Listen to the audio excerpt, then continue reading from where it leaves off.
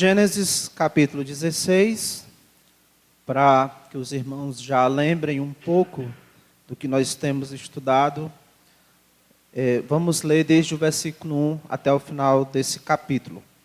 Gênesis 16, do verso 1 até o final, diz assim a palavra do Senhor. Ora, Sarai, mulher de Abrão, não lhe dava filhos. Tendo, porém, uma serva egípcia, por nome Agar, disse Sarai a Abrão: Eis que o Senhor me tem pedido de dar à luz filhos. Toma, pois, a minha serva, e assim me edificarei com filhos por meio dela. E Abrão anuiu ao conselho de Sarai. Então Sarai, mulher de Abrão, tomou Agar, egípcia, sua serva, e deu-a por mulher a Abrão, seu marido, depois de ter ele habitado por 10 anos na terra de Canaã. Ele a possuiu e ela concebeu. Vendo ela que a havia concebido, foi sua senhora por ela desprezada. Disse Sarai a Abrão: Seja sobre ti a afronta que se me faz a mim, eu te dei a minha serva para a possuíres. Ela, porém, vendo o que concebeu, desprezou-me. Julgue o Senhor entre mim e ti.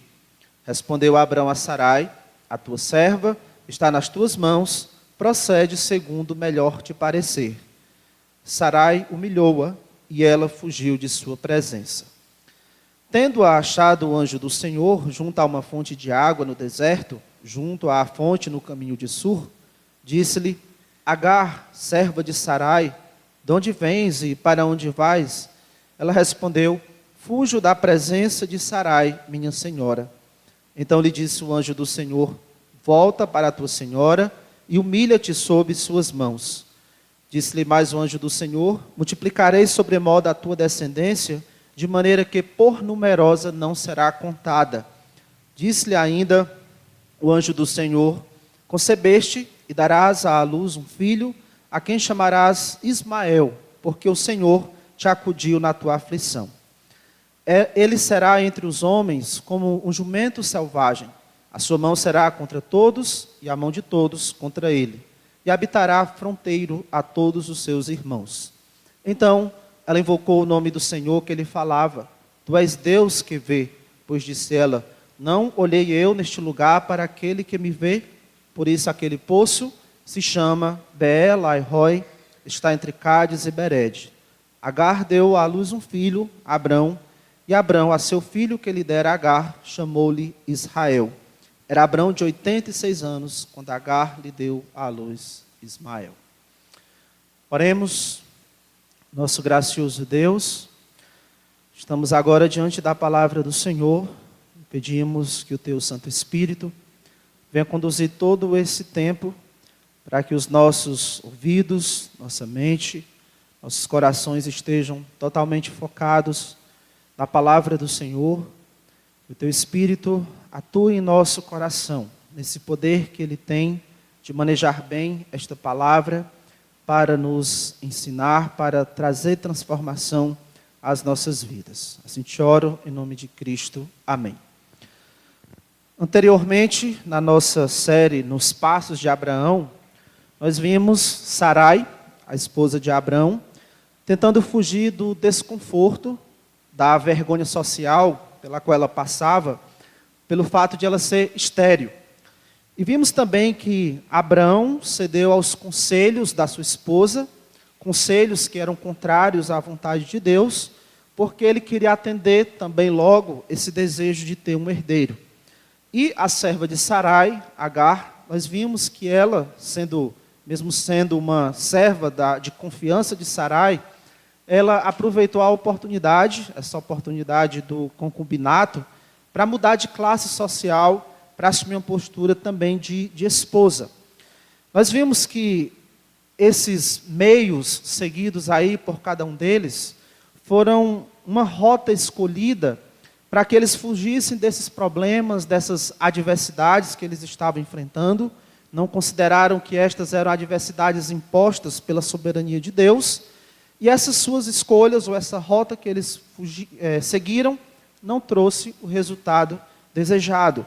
Eles chegaram a uma situação pior, uma situação em que eles sofriam mais, onde havia uma pressão maior para eles tomarem uma nova decisão, e eles tomaram uma nova decisão também errada, que os levou para mais uma situação mais difícil.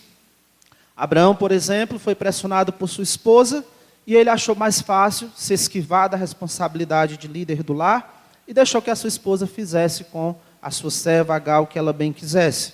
E aí Sarai aproveitou essa oportunidade, esse cheque branco que Abraão deu para ela, e quis se vingar daquele desprezo, daquele deboche que Agar estava fazendo enquanto estava grávida. E aí Sarai a afligiu, a maltratou. Agar, enfim, não aguentando mais isso, não deu certo a sua postura de querer se igualar à esposa, no caso Sarai, então ela não aguentou a pressão e também fugiu. A situação que resultou daquelas escolhas erradas e pecaminosas era agora pior. E agora, como consertar tudo isso? Como consertar tudo isso? Essa é uma pergunta que talvez nós nos façamos muitas vezes em nossas vidas. Depois de ter olhado o caminho aí que nós seguimos, a gente para e pensa, como eu cheguei até aqui? Como consertar todo esse vendaval que tem aí atrás de mim?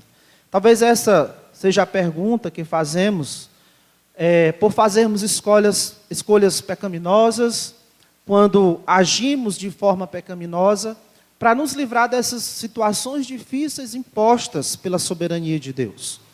Quando esquecemos que Deus, Ele é aquele que ordena todas as coisas para o nosso bem, até as dificuldades, e aí a gente tenta se livrar dessas dificuldades de uma maneira pecaminosa, desonesta, agindo com falta de temor a Deus, é certo que vamos chegar a uma situação pior. E agora, nessa situação pior, que costumamos fazer essa pergunta, como consertar tudo isso? É que refletimos como consertar tudo isso. Essa é a pergunta, por exemplo, que um homem faz quando compromete as suas finanças e agora as dívidas só aumentam. Ele tentou contornar a crise financeira de um lado, de outro, de uma maneira, de outra, e o abismo financeiro só aumenta como parece uma areia movediça, quanto mais se mexe, mais a coisa afunda. É a pergunta que faz, por exemplo, uma mãe, quando ao longo de toda a vida passou a mão no seu filho, para tentar protegê-lo de algumas práticas erradas, tentando encobertar os seus erros, e agora seus filhos estão rebeldes, têm desprezo por ela, pior, desprezam as coisas de Deus. Essa é a pergunta que faz, por exemplo, a moça que fornicou antes do casamento, e agora tem que lidar com as consequências da vergonha, ou de ter um filho que ainda não tinha sido planejado. É a pergunta que faz um rapaz que se deixou seduzir por uma colega de escola ou de trabalho, e agora está enlaçado pelas consequências da impureza, ou de ter um filho antes de casar, ou fora do casamento. É a pergunta que chega muitos rapazes e moças, infelizmente, ao terem namorado ou casado com descrente, ter construído uma família com descrente, e agora estão com o peso da culpa, da desobediência a Deus, e ainda amargando a vida difícil ao lado de um incrédulo ou uma incrédula.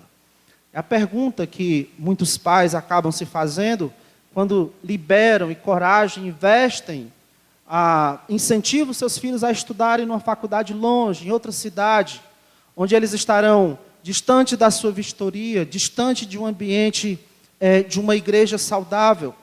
E agora eles têm que encarar a realidade de que os seus filhos repudiam essa ideia de ser um crente, ou que estão negando a Deus, defendendo agora pautas esquerdistas, contrário à palavra de Deus, e outros exemplos. Como consertar tudo isso? essa é a pergunta que muitos acabam refletindo. Quanto descontrole, quanto desastres, irmãos, produzimos em nossas vidas por causa de escolhas erradas e pecaminosas. Sei que, se não todos aqui, mas a maioria, vai conviver para o resto da vida com consequências de escolha errada que fez, de algum pecado que cometeu no passado. Você olha para trás e pensa, como cheguei até aqui? Como consertar tudo isso? E o tempo passa e passa, e você não encontra como consertar tudo isso. É essa situação aqui, em Gênesis 16, para a vida de Abrão, Sarai e Agar. E para consertar tudo isso, todo esse desastre causado até o versículo 6 do nosso texto, para consertar tudo isso, Agar teve um encontro com o anjo do Senhor, versículo 7. Tendo-a achado o anjo do Senhor, junto a uma fonte de água no deserto, junto à fonte no caminho de Sur. Chega aqui o anjo do Senhor. Semana passada nós vimos que esse anjo é Jesus Cristo, e é Ele quem vai colocar as coisas nos trilhos. É Ele que vai dar a direção, é que vai dar um norte, vai dizer como é que as coisas realmente devem funcionar a partir daqui. Então, que direção Agar deve seguir agora que ela teve um encontro com o anjo do Senhor, com Jesus Cristo? O que é que o anjo diz para ela fazer? Versículo 9 diz assim: Então lhe disse o anjo do Senhor, volta para a tua senhora e humilha-te sob suas mãos. Se coloque no lugar de Agar. Você está fugindo de todo aquele problema. Saiu talvez sem se despedir de ninguém, às escondidas. Você quer o mais rápido poder fugir daquela situação, não ter que passar mais por nenhuma humilhação, não ser maltratado mais de jeito nenhum. E aí o anjo do Senhor aparece a você e a instrução que ele lhe dá é: volta para a tua senhora e humilha-te sob suas mãos. Espera aí, é isso mesmo que é para fazer? Jesus disse para ela voltar para aquele mesmo ambiente, se deparar com as mesmas situações, encarar as mesmas pessoas, as mesmas dificuldades, passar pelas mesmas dificuldades. É isso? Você não leu errado. É isso que a Bíblia diz. Foi isso que o anjo do Senhor disse para ela: volta. Mais do que voltar, a orientação de Jesus é que ela volte para a sua senhora. Volta, versículo 9. Volta para a tua senhora. Em outras palavras, volte para a condição de serva, para a sua condição de serva. Ela tinha tentado buscar uma mudança de classe social, não ser mais serva, e sim como ter os mesmos privilégios da esposa de Abrão, mas o tempo todo a Bíblia, o narrador bíblico aqui diz que ela é serva do Senhor, a serva de Sarai. Quando o anjo do Senhor aparece, também identifica ela como serva, e o anjo orienta que ela volte para a sua mesma condição de serva. Irmãos, há cálice, assim como aconteceu com Jesus Cristo, há cálice que não é possível passar sem que o bebamos. Há dificuldades, e eu repito, aquelas dificuldades impostas pela soberania de Deus, são dificuldades que não conseguimos escapar delas. Seria como você estar numa chuva muito forte, com muito vento, e não importa o que você faça, a chuva continua lhe molhando. Você tenta usar um guarda-chuva, só que o vento bate no guarda-chuva para um lado, para o outro, torce o guarda-chuva e você continua se molhando. Você tenta usar uma capa, protege parte do seu corpo, mas molha os seus pés, molha as suas mãos, molha o seu rosto. Você vai para a sua casa e lá, em algum lugar, tem uma biqueira, tem um respingo, o vento faz com que a chuva entre pela janela, pela porta, e você tem que continuar lidando com aquela chuva. É isso. Às vezes, não importa o que façamos, vamos ter que lidar com o problema. Vamos ter que beber o cálice Vamos ter que encarar o problema. E aí, a questão é, já que nós não conseguimos escapar do problema de uma forma que agrade a Deus, de uma forma legítima, Deus impôs essa dificuldade sobre nós, essa chuva continua a cair e não há nada que nós possamos fazer para detê-la. A questão é como faremos isso, como enfrentaremos esses problemas, essas adversidades. Como? É isso que nós vamos aprender em nosso episódio de hoje, dessa série nos Passos de Abraão. Como o foco do nosso narrador aqui está em Agar, é com ela que veremos como encarar as dificuldades. Por isso o tema do nosso episódio de hoje é encarando as dificuldades nos passos de Agar. Encarando as dificuldades nos passos de Agar. E nós vamos aprender com ela 3 passos para encarar as provações, para não chegarmos em situações piores. 3 passos, não para resolver as provações, mas 3 passos para encarar essas provações e não chegarmos a situações piores por causa de escolhas erradas.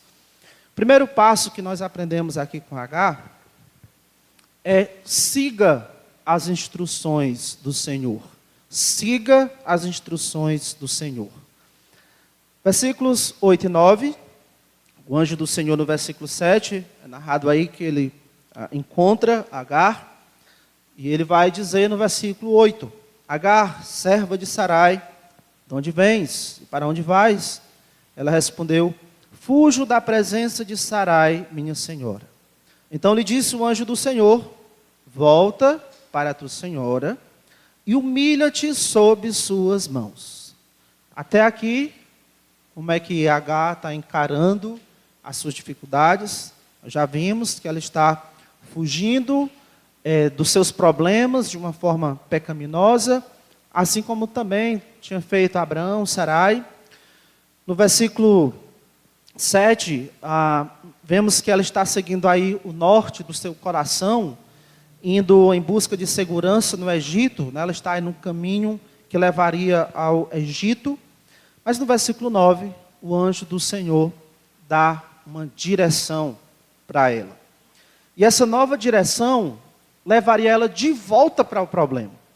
Volta para a tua senhora e humilha-te sob suas mãos. E aí, Agar vai ou não vai seguir essa instrução? Pode parecer não muito compreensível. Voltar para o problema. Ela vai ou não vai? O texto não diz, em algum momento, algo parecido como e Agar voltou para sua senhora Sarai. Não diz, mas está muito claro que ela fez isso, que ela atendeu a instrução do anjo do Senhor.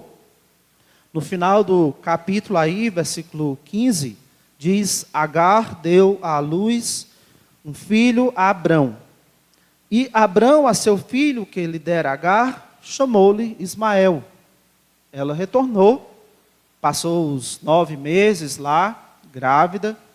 Essa criança nasceu e Abrão, o pai da criança, é quem deu o nome, a autoridade que ele tinha como líder da família, ele que deu o nome para o seu filho Ismael. O que aprendemos aqui, então?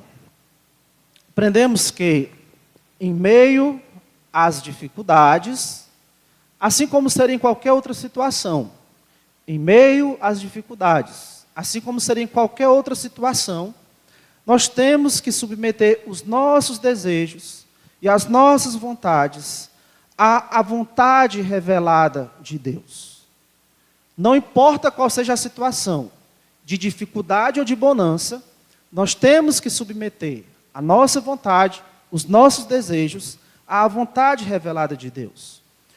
Esses 3 personagens aqui chegaram a essa situação crítica porque não tinham se importado com a vontade de Deus. Eles não tinham se importado se Deus aprovava ou não essa estratégia que Sarai tinha sugerido. Não se importaram se o que faria estaria ou não de acordo com a vontade de Deus. Nós temos que perceber isso para nós aprendermos essas lições. Nós temos que submeter os nossos desejos, que são tão fortes, que nos impulsionam. Nós temos que submeter os nossos desejos e vontade à vontade revelada de Deus. Esse é o primeiro passo, não para solucionarmos as dificuldades, mas para encararmos as dificuldades de uma forma que agrada a Deus. O primeiro passo é seguir a vontade de Deus. E aqui, Deus revelou para Agar, por meio desse anjo, qual era a vontade dele. Está muito claro para Agar, agora, o que de fato ela deve fazer, qual era a vontade que o Deus de Abraão queria para aquela situação, que ele queria que ela fizesse. E aí, antes de você dizer, pronto, pastor, é isso que está faltando. Eu só preciso saber qual é a vontade de Deus. Escute isso. Assim como Agar, nós também temos a vontade revelada de Deus. E, de modo geral, talvez mais de 90%, essa verdade revelada para nós é muito clara.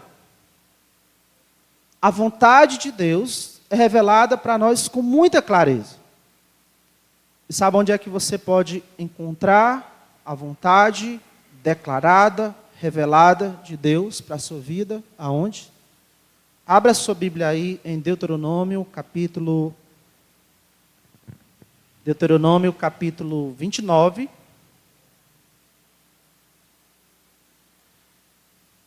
Deuteronômio, capítulo 29, e o versículo 29.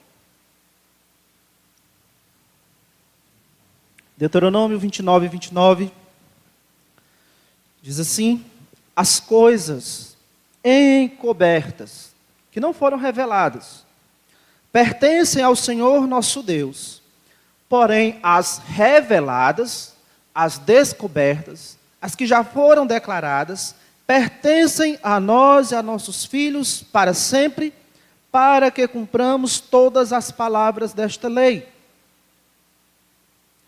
As coisas que foram reveladas, Moisés diz, pertencem a nós para que cumpramos todas as palavras desta lei. Aqui nós temos uma indicação de onde é que essa vontade revelada de Deus, ou essa vontade de Deus está revelada para nós. Nas palavras desta lei, na sua palavra.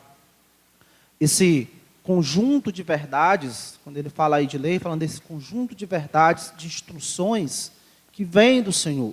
Um código de conduta para as nossas vidas, onde Deus diz o que devemos fazer, o que não devemos fazer. Tudo isso está aqui na sua palavra. Por isso ele também diz qual é a nossa responsabilidade para com essa palavra, essa vontade revelada de Deus. No final do versículo 29, aí ele diz: porém as reveladas pertencem a nós, a nossos filhos para sempre, para que as cumpramos, para que cumpramos todas as palavras desta lei. Para obedecermos. A vontade revelada de Deus é composta, sim, de mandamentos. Faça isso, não faça isso. É composta de instruções, de princípios. E na sua vontade revelada, o que se exige de nós, a atitude que se exige de nós em relação a ela, é a obediência. Então, irmãos, em meio às dificuldades, a expectativas ainda não alcançadas, nós temos que parar e fazer essa investigação. Como Deus me orienta na sua palavra a agir nessa situação? Como Deus me orienta na sua palavra a agir nessa situação? Aquela pergunta que nós costumamos fazer, ou gostamos de fazer de vez em quando: qual é a vontade do Senhor? Ou será que é a vontade do Senhor?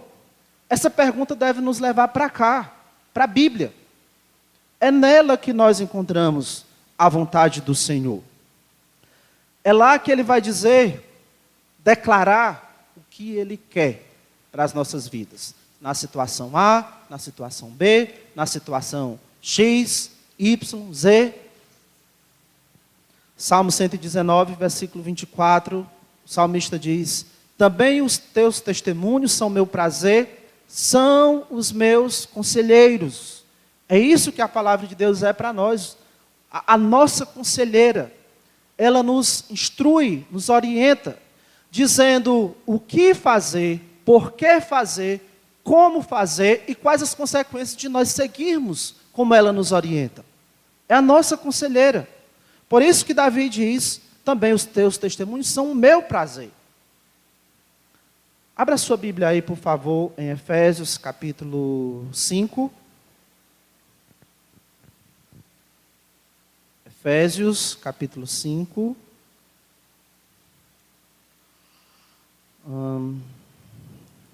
Efésios 5, a partir do versículo 15.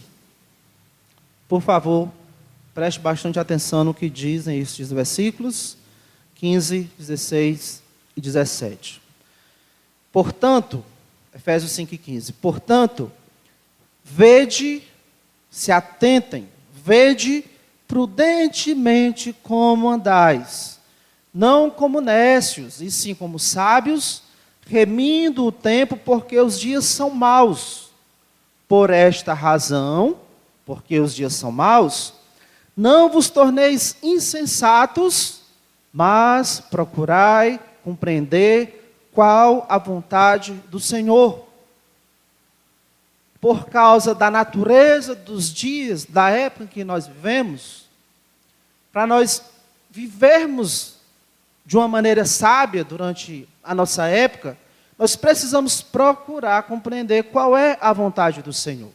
Agora preste atenção que Paulo não diz, procurem descobrir qual é a vontade do Senhor. Não é isso que ele diz. Descubram qual é a vontade do Senhor.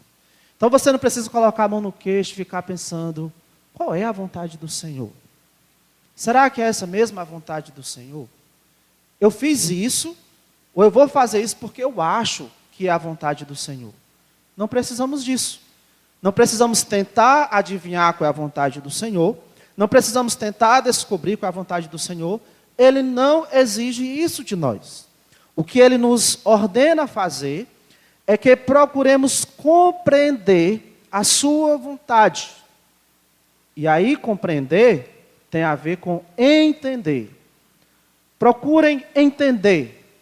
Entendam e atendam à vontade do Senhor. Essa é a ideia. A sua vontade já está revelada. O que precisa agora é eu entender essa vontade e atender essa vontade. Ela não está encoberta. Só falta da nossa parte buscar essa vontade, entendê-la e atendê-la. O problema de alguns é que não querem abrir mão dos seus desejos, da sua própria vontade.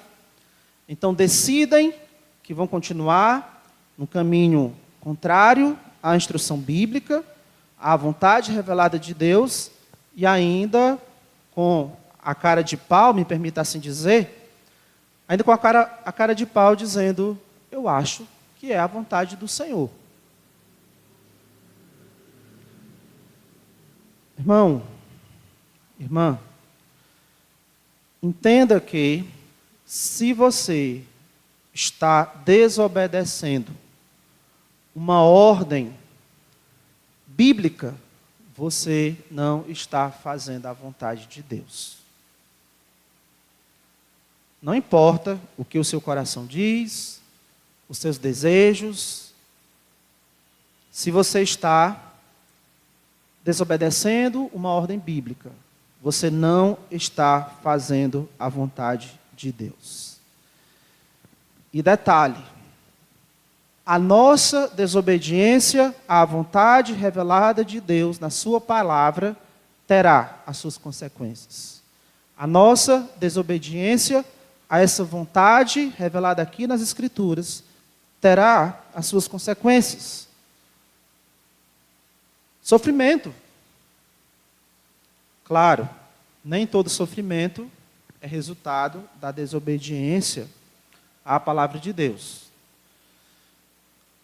Por exemplo, Jó era um homem íntegro e reto, temente a Deus e que se desviava do mal. O próprio Deus diz isso acerca dele. Um homem íntegro, reto, temente a Deus e que se desviava do mal. Mesmo assim, Deus permitiu que esse homem extremamente rico perdesse de uma só vez toda a sua riqueza, todos os seus bens. E ainda permitiu que ele sofresse a dor de perder os seus 10 filhos, tudo no mesmo dia. Não era porque ele tinha desobedecido a Deus em algo. Nem sempre as adversidades, os problemas, são medidas punitivas de Deus por causa de algum pecado. Nem sempre. Pode ser que esteja tudo bem na sua vida espiritual e Deus ainda assim permita dificuldades para lhe provar. Então nem sempre é, mas às vezes é. Às vezes, os problemas, as dificuldades que amargamos, é sim consequência dos nossos pecados, consequência de escolhas pecaminosas que fizemos. Por exemplo, Davi sofreu perseguições e problemas na sua família porque ele cometeu adultério. Nós vemos na igreja de Corinto irmãos que estavam morrendo, ficando doentes, porque estavam participando da ceia do Senhor indignamente, porque estavam com problema de discórdia uns com os outros na igreja, porque estavam praticando a imoralidade, estavam sendo idólatras, e outros problemas mais que a gente percebe lá na carta aos Coríntios, e Deus estava pesando a sua mão sobre eles. Então, sim, a desobediência à palavra de Deus terá as suas consequências. Por quê? Gálatas 6 e 7 diz: não vos enganeis, de Deus não se zomba. Aquilo que o homem semear, isso também ceifará. E Hebreus 12, 6 diz: o Senhor corrige a quem ama e açoita a todo filho a quem recebe. Então é certo que se desobedecermos à vontade de Deus, vai vir a peia, vai vir os açoites da parte de Deus. Então, irmãos, nós temos que o tempo todo, nos importar se a nossa vida está sendo guiada pela orientação da palavra de Deus. Seja em momentos de bonança, seja em momentos difíceis, precisamos cuidar para estar fazendo a vontade revelada de Deus, o que Ele diz na sua palavra. Esse é o primeiro passo para nós encararmos as provações. O mesmo para desfrutarmos dos dias bons é seguir as instruções da palavra de Deus. Então, pegue a sua Bíblia, crie o hábito de ler e meditar na sua Bíblia todos os dias. Você não sabe ler? Crie o hábito de ler ou de ouvir a palavra de Deus todos os dias. Graças a Deus, hoje isso é mais fácil. Você está lendo a Bíblia, não está compreendendo, converse com um outro irmão que possa lhe ajudar. Busque conselho, busque orientação, busque seus irmãos em Cristo, busque o seu pastor. Nós, a igreja, os crentes, é para serem habitados ricamente com a palavra de Deus e se aconselharem mutuamente. E aí eu tenho um alerta aqui. Cuidado, muito cuidado mesmo, com conselhos meramente moralistas. Esse era o problema dos fariseus. Eles, na sua tentativa de tentar proteger as Escrituras, para que as pessoas não desobedecem à palavra de Deus, porque o povo de Israel tinha sofrido muito por causa disso, passaram anos em exílio, porque eles tinham desobedecido à palavra de Deus. Então esse grupo muito radical, muito cuidadoso, pensaram em um jeito de as pessoas não desobedecerem à palavra de Deus e não serem punidos. Então eles criaram regras, tradições, coisas boas. Humanamente falando, eram coisas boas. Mas chegou Jesus Cristo para mostrar que vocês, ao propagarem as suas tradições, zelarem por suas tradições, vocês estão, esqueci agora a palavra, mas estavam distanciando as pessoas da palavra de Deus, estavam, na verdade, agindo contrário à palavra de Deus. Então nós temos que ter esse cuidado com conselhos meramente moralistas, que nos afastam, na verdade, da palavra de Deus. Um conselho, um ensino que pareça bom, sem um fundamento bíblico, é só isso. Algo moral, sem valor diante de Deus. Se você adota conselhos e princípios apenas porque parecem bons, porque são bonitos, faz sentido, você vai fazer como aquele homem que Jesus mencionou. Ele edificou a sua casa sobre a areia. E aí caiu a chuva, transbordaram os rios, sopraram os ventos e deram com ímpeto, com força, com violência contra aquela casa, e ela desabou, sendo grande a sua ruína. A ruína espiritual e a falta de firmeza nas dificuldades, na vida de muitos crentes, é porque não constroem a sua vida sobre a rocha. Que rocha? Como disse Jesus, é porque não estão praticando a palavra de Deus. Essa é a rocha sobre a qual nós devemos construir a nossa vida. A prática da palavra de Deus. Então nós temos que ir além do que é moral, dos conselhos bons, e ir à palavra de Deus. Sabe o que Jesus Cristo disse? Ele disse para os seus discípulos: olha aí para os fariseus. Tudo muito correto. Tudo muito correto em todos os aspectos. Mas Jesus Cristo disse: se a sua justiça não exceder em muito a dos escribas e fariseus, não podereis entrar no reino dos céus. Nós não podemos só seguir algo moralmente bom. Nós temos que ir além, irmos para a palavra de Deus. Então não confunda, não se engane, conselhos e princípios de vida esvaziados da palavra de Deus não sustentarão a nossa vida em meio às dificuldades e desviarão o nosso coração nos momentos de bonança. Não é de bons conselhos que vive o homem, mas de toda palavra que procede da boca de Deus. O primeiro passo, então, para encararmos as dificuldades é o mesmo para encararmos os momentos bons. Seguir as instruções do Senhor. Vamos voltar então lá para Gênesis. Vamos ver com Sarai, Agar, o segundo passo para encararmos as dificuldades, não chegarmos a situações piores. O segundo passo é se apegue às promessas de Deus. Aqui nós vamos ver que o Senhor orienta Agar, diz para que ela volte lá para sua senhora, vai voltar, vai enfrentar a provação. E aliada a essa instrução, o Senhor fez algumas promessas. Deus deu uma ordem acompanhada com uma promessa. Versículo 10 diz, Gênesis 16 e 10, disse-lhe mais o Senhor: multiplicarei sobremodo a tua descendência, de maneira que por numerosa não será contada. Tem algo muito interessante aqui. É uma serva, a serva de Sarai, consequentemente uma serva de Abrão, e Deus faz para essa serva uma promessa parecida que ele tinha feito, com a que ele tinha feito para Abrão. Olha aí, capítulo 13, versículo 16.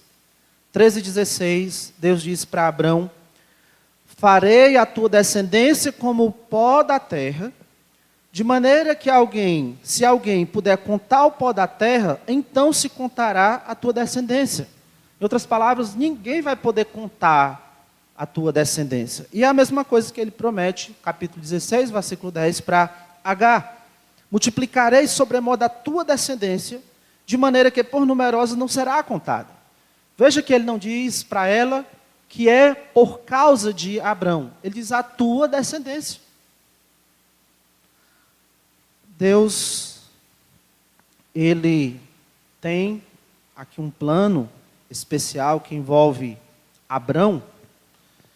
Abrão, ele é, vamos dizer assim, o protagonista humano dessa história aqui, mas aqueles que são coadjuvantes, que estão em segundo plano na história, não são desapercebidos, irmãos, à vista de Deus.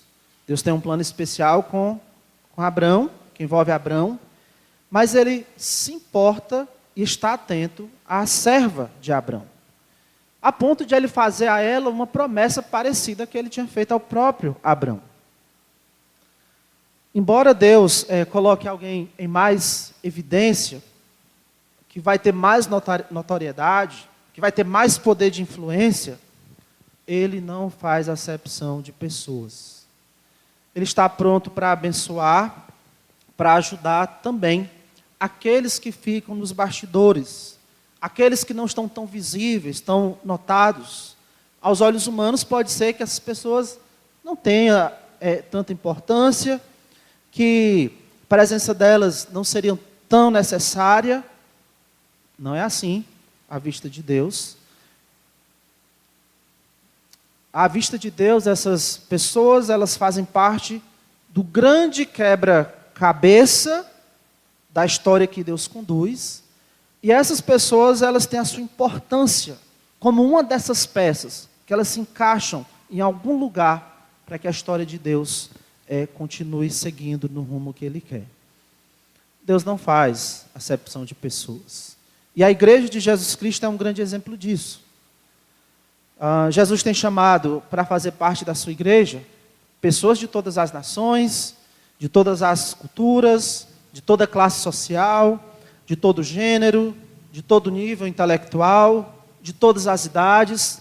Ele chama essa diversidade de pessoas para transformar essas pessoas e fazer de todas elas um só povo, a igreja. Não existem várias igrejas nesse sentido, a igreja só dos ricos. A igreja só dos pobres. A igreja é só para homens, só para mulheres, só para negros ou só para brancos. Não existe a classe A dos crentes e a classe B dos crentes. Você não compra uma passagem que ele leva para a classe A dos crentes e uma outra que vai lhe colocar no nível inferior lá na igreja de Jesus Cristo. Não. Atos, capítulo 10, versículos 34 e 35, diz assim: então falou Pedro, dizendo que antes Pedro tinha esse entendimento, Deus favorece só a nós, israelitas, e aos gentios, os não israelitas, Deus não é tão misericordioso com eles.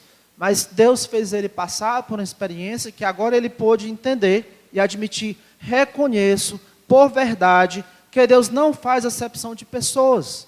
Pelo contrário, em qualquer nação, aquele que o teme e faz o que é justo, lhe é aceitável. E mais tarde, Paulo escreveu em Gálatas 3, 26 a 28, pois todos vós, falando para a igreja lá, composta de judeus e gentios, todos vós sois filhos de Deus, mediante a fé em Cristo Jesus. Porque todos quantos fostes batizados em Cristo, de Cristo vos revestistes. Destarte, não pode haver judeu, nem grego, uma preferência étnica, nem escravo, nem livre, uma preferência social, nem homem, nem mulher, uma preferência de gênero, porque todos vós sois um em Cristo Jesus. Deus pega essas pessoas de várias nações, de culturas diversas, de níveis sociais diversos, e os une em um só corpo, um só povo, que é a igreja. E na igreja local, o pastor não é mais importante do que o zelador, do que a irmã que faz o chá. O dirigente que conduz os cânticos não é mais importante do que um dos irmãos que tocam dos instrumentos, ou de quem está aí cantando, ou do que recebe as pessoas que estão chegando ali. O casado não é mais importante do que o solteiro, na igreja não é. Aquele que tem décadas de cristão não é mais importante do que um recém-convertido. Deus se importa igualmente com cada um de nós. E a clara demonstração disso são as promessas que Ele faz. As promessas que Deus faz para um crente é a promessa que Ele faz para todos os outros crentes. Ele nos tem, como diz Efésios 1, nos tem abençoado com toda sorte de bênçãos celestiais em Cristo Jesus. E essas bênçãos são para todos aqueles que confessam fé em Cristo, não é para uma parte e outra não. As bênçãos de Deus para a igreja são para todos os membros da igreja. Então, uma implicação disso é que todos nós que fazemos parte da igreja temos da parte de Deus as mesmas promessas, a mesma quantidade de promessas e o mesmo auxílio para encararmos as dificuldades. Outra promessa que Deus fez a Agar, diz respeito ao filho dela, Ismael. Versículos 11 e 12 de Gênesis 16. Disse-lhe ainda o anjo do Senhor: concebeste e darás à luz um filho, a quem chamarás Ismael, porque o Senhor te acudiu na tua aflição. E aqui há a promessa: ele será entre os homens como um jumento selvagem. A sua mão será contra todos e a mão de todos contra ele, e habitará fronteiro a todos os seus irmãos. Ao contrário da situação de Agar, agora, essa situação de escrava, Deus promete para ela que o filho dela não seria escravo. O filho dela seria independente, livre. É isso que é comunicado aí para ela quando o anjo do Senhor compara a vida que o filho dela teria com a de um jumento selvagem. Ele seria independente. A sua vida seria assim marcada por lutas. Ele não teria harmonia com os seus irmãos, mas ele seria independente. Ainda hoje, a gente pode testemunhar dessa inimizade que existe entre os descendentes de Ismael com seus irmãos, nos seus descendentes atuais, os árabes. Os árabes são descendentes de Ismael.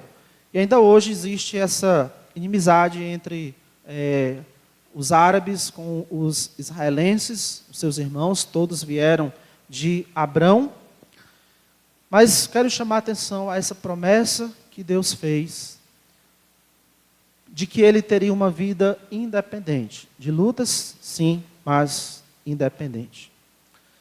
E o ponto aqui é que Agar, ela iria voltar para encarar as dificuldades, mas com a sua alma ancorada nas promessas de Deus. Deus usou essas promessas para animá-la, para encorajá-la, ela a voltar e a encarar as dificuldades. As promessas de Deus, irmãos, elas dão esperança. Elas dão a certeza de que tem coisa melhor ainda para acontecer. A certeza de que tem algo melhor lá à frente, no futuro. Não importa o que acontecer hoje, alguma coisa vai melhorar. O fato de Agar ser serva e agora ela está sendo humilhada por Sarai, isso não é um sinal do desfavor de Deus. Deus desamparou Agar. Ou de que o Senhor não estivesse importando com ela. Não.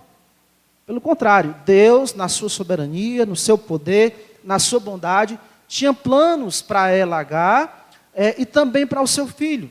E aqui Deus foi gracioso com ela e revelou a ela quais os planos que ele tinha para ela e também para a sua descendência no futuro. E a razão porque as promessas de Deus dão esperança é porque não se trata de expectativas que possivelmente serão cumpridas. As promessas que Deus fez aqui a Agar não eram coisas que poderiam ser cumpridas.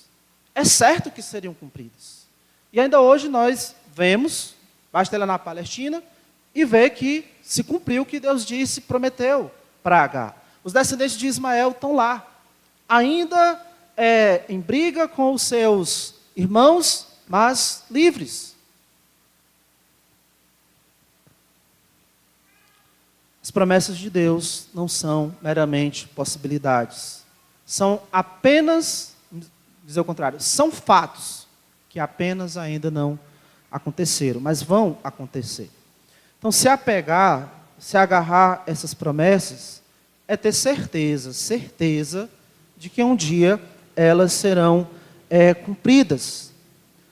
Então, você vive hoje suportando as dificuldades, essas dificuldades que vêm, que passam, e vêm de novo, e passam de novo, e você enfrenta tudo isso, agindo da forma correta, buscando honrar a Deus nessas dificuldades, porque você tem certeza que mais à frente, daqui a alguns dias, toda essa aflição vai ser substituída por descanso, por conforto, por glória.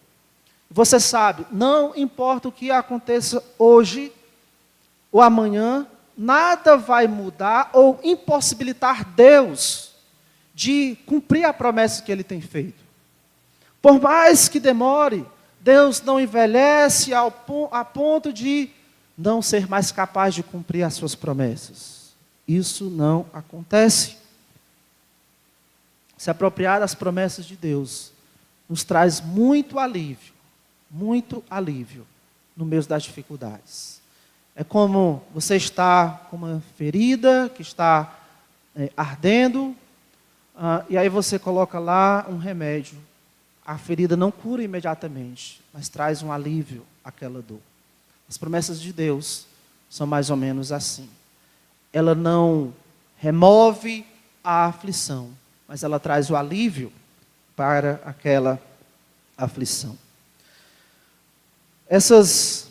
Nessas dificuldades, nós sabemos que Deus está usando essas provações, a dor, o sofrimento, para o nosso bem, para nos conformar à imagem de Jesus Cristo, para confirmar e amadurecer a nossa fé, e saber disso é sim momento para se alegrar na tribulação.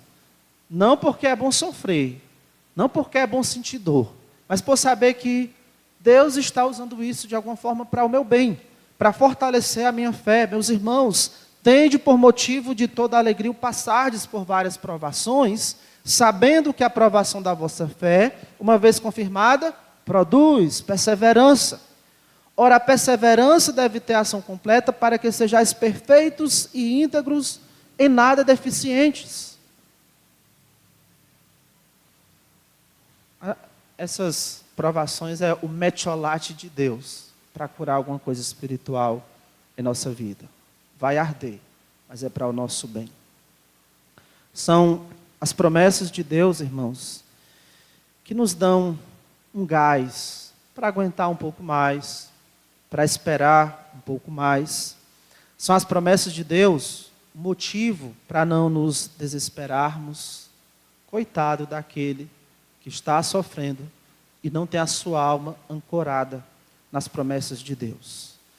Então, se você está muito triste, muito abatido, por causa de alguma aflição, Você já se sente sem esperança, com vontade de desistir, ou até mesmo de fazer como Agar, fugir, sair mundo afora, sabe lá para onde? Pare nesse poço, chamado Palavra de Deus, a Bíblia, e escute lá as promessas que Deus lhe faz. Aqui na Palavra de Deus você vai encontrar ânimo, coragem, motivação para se levantar amanhã e sofrer e encarar de novo as mesmas dificuldades e provações. Mas você vai fazer isso com a sua alma ancorada na esperança de dias melhores. Essa é a promessa que Deus faz para nós, o seu povo. Dias melhores. A promessa que Deus fez para Agar é que o seu filho seria livre, independente, mas ele iria viver em conflitos com seus irmãos.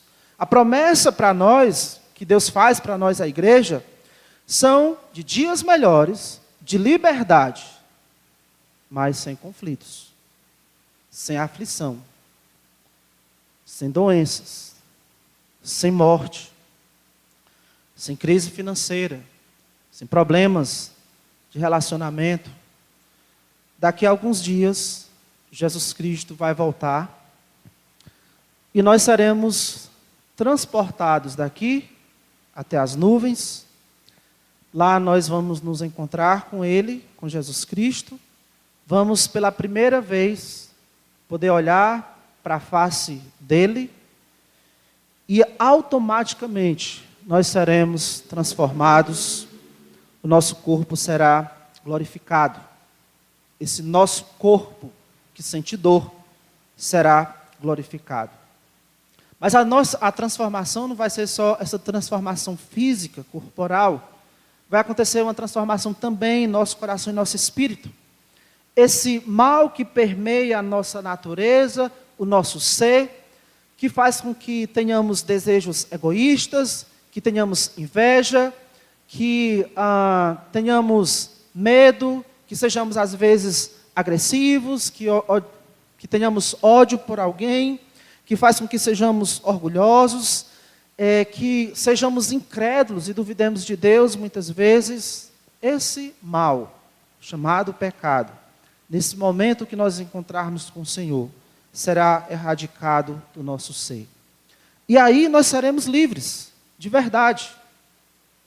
E nessa época, Deus não vai mais precisar, na sua soberania, enviar sobre você aflição, sofrimento, provação para amadurecer a sua fé. Isso não será mais preciso, porque nesse momento todos seremos maduros. Já seremos amadurecidos, seremos semelhantes a Cristo. Nessa época não vai mais chegar aquelas situações difíceis, penosas, por causa de escolhas ruins que fizermos. Porque nós não vamos mais fazer esse tipo de escolha egoísta, pecaminosa, orgulhosa. O pecado não estará mais presente em nós para fazer com que tenhamos desejos egoístas. As nossas escolhas, graças a Deus, sempre serão boas, sempre agradarão a Ele. Agar se apegou às promessas de Deus, ou seja, ela confiou que Deus cumpriria a sua promessa, e aí ela seguiu as instruções do Senhor. E é nesses passos que nós temos que seguir. Nos apegarmos às promessas de Deus. Ou seja, confiarmos que Deus cumprirá essas promessas. E seguirmos as suas instruções. Encararmos as lutas de amanhã com esperança de dias melhores que o nosso Deus tem prometido. E Ele tem prometido para nós dias sem a presença do pecado em nossa vida e para sempre. Temos ainda um terceiro passo que nós aprendemos aqui com Agar. Eu vou tentar ser breve aqui. Versículo 13 de Gênesis 16. Terceiro passo, além de seguirmos as instruções do Senhor, de nos apegarmos às promessas do Senhor. terceiro passo é adorar o Senhor. Então, versículo 13, então ela invocou o nome do Senhor que ele falava, tu és Deus que vê. Pois disse ela, não olhei eu neste lugar para aquele que me vê. Que desfecho, que final para esse episódio. E aqui ainda não é o final feliz. Aqui os problemas não vão sumir. Agar vai voltar lá para o furacão, para os problemas. Ela vai voltar para a sua função de serva. E talvez Sarai agora vai ainda continuar maltratando ela. Talvez não. Pode ser que ela continue sendo humilhada. A situação de sofrimento talvez continue. Mas agora ela volta para a zona de desconforto com uma perspectiva diferente. Deus me vê. O Senhor me vê. Esse, irmãos, esse é um detalhe importantíssimo para a nossa fé. Saber que Deus nos vê, que Ele cuida de nós. Que foi a verdade que Abraão e Sarai ignoraram lá no início de tudo. Eles, na ânsia de se livrar dos problemas, de satisfazer as suas expectativas, não consideraram o Senhor está cuidando de tudo, está vendo tudo, está sabendo de tudo. Nessa angústia de querer se livrar dos problemas, de satisfazer as expectativas, eles não pensaram nisso. E aqui, na angústia de Agar, Deus traz uma mensagem de conforto para ela, mostrando que o tempo todo Ele está a par da situação. E o nome que Deus escolheu para o filho dela era um lembrete disso. Versículo 11. Disse-lhe ainda o anjo do Senhor, concebeste e dará à luz um filho a quem chamarás Ismael, que significa Deus ouve. Porque ela colocaria, ou essa criança deveria ter o nome de Ismael, o anjo vai explicar, porque o Senhor te acudiu na tua aflição. Ou em outras palavras, porque Deus te ouviu na tua miséria.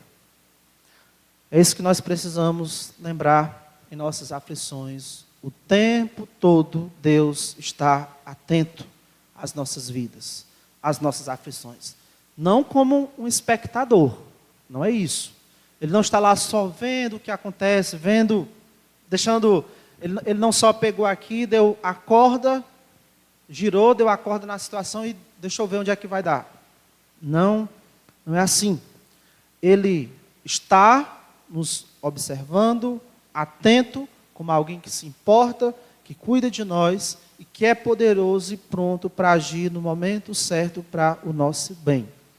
Ele conhece, Ele ouve as nossas aflições. Mesmo quando oramos por socorro, quando pedimos amparo, quando clamamos a Ele por uma saída, quando pedimos que Ele intervenha, que Ele faça alguma coisa e nada acontece, ainda assim Ele está nos ouvindo, cuidando de nós.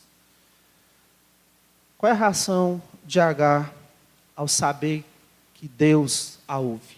Ela nem foca tanto na promessa que Deus fez, e sim no fato de que foi dito, o Senhor te acudiu na tua aflição. Então ela invocou o nome do Senhor que Ele falava, tu és Deus que vê. A resposta dela é oração, é invocar o nome do Senhor, dizer para o Senhor o que Ele diz acerca dEle mesmo. Ela está entendendo, Deus cuida de mim, cuida da minha família, cuida da minha situação, cuida do meu futuro, e a resposta é adoração. Os problemas não passaram, as promessas ainda não foram cumpridas, mas esse entendimento de que Deus cuidava, que Ele está cuidando e que Ele vai continuar cuidando, é motivo para encarar a provação agora, já adorando a Deus. Pena que não dá para a gente escavacar um pouco mais aqui a reação de Agar por conta do tempo, mas deixe-me dizer isso. Irmãos, a nossa adoração não é um prêmio que damos a Deus depois que a provação passa. A nossa adoração não é um prêmio que damos a Deus depois que a adoração passa, não. É a nossa demonstração de que nós confiamos, de que Ele está cuidando e que Ele vai cumprir as suas promessas. É a demonstração da nossa confiança durante a provação. Então nós não temos que esperar terminar toda a dificuldade para chegarmos aqui alegre. Agora sim eu vou cantar ao Senhor. Agora sim eu vou poder agradecer. Não. Nós temos que adorar a Deus agora, durante os dias difíceis, em meio às provações, porque 1 Pedro 5,7, Ele tem cuidado de vós. 2 Coríntios 1,4, é Ele que nos conforta em toda a nossa tribulação. Paulo disse, o Senhor me livrará também de toda obra maligna. 2 Pedro 2,9, o Senhor sabe livrar da provação os piedosos. Então, como consertar as coisas que deram erradas e que só trouxeram sofrimento para nós por conta de escolhas erradas, de atitudes pecaminosas? Como consertar? Talvez não haja como consertar, pelo menos nós não. Talvez não consigamos consertar. E aí, vamos ter que enfrentar as consequências e sofrermos por um pouco de tempo, ou talvez por um grande tempo. Quem sabe, talvez, ter que sofrer com as consequências por toda a vida. Se você está sofrendo, de alguma maneira, espero que você volte para casa hoje, da mesma forma que Agar voltou. Seguindo as instruções do Senhor, se apegando às promessas de Deus e pronto para adorá-lo, mesmo em meio às dificuldades. Com isso na mente, Deus me vê, Deus me ouve, Deus cuida de mim o tempo todo. Porque é isso, o tempo todo, Deus está atento à sua vida, ao seu sofrimento, à sua aflição. Ele está cuidando para que nada passe da conta, para que a sua aflição seja na medida certa e só até o tempo que você pode aguentar. Foi por isso que Paulo disse, não vos sobreveio tentação ou provação que não fosse humana, mas Deus é fiel e não permitirá que sejais tentado além das vossas forças.